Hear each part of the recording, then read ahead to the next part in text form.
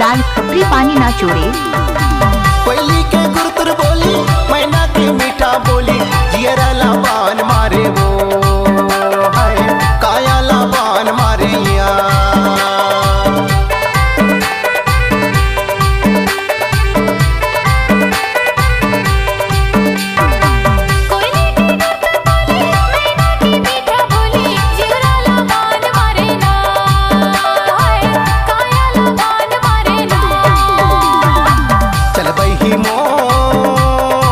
डोंगरी पहाड़ जाबो तेंदु यो चार खाबो माया के गोट गोटी आबो पीरत के गोट गोटी आबो।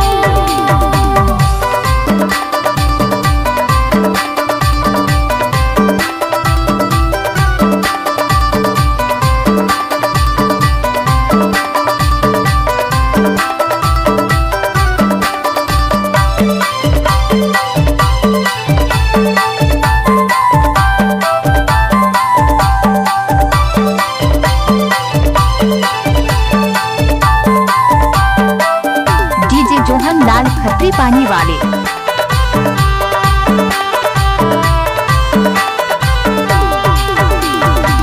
रुखराई ताल देवे पावन पुलवाई चले मगन होई नाचे माने मोर मगन होई नाचे माने मोर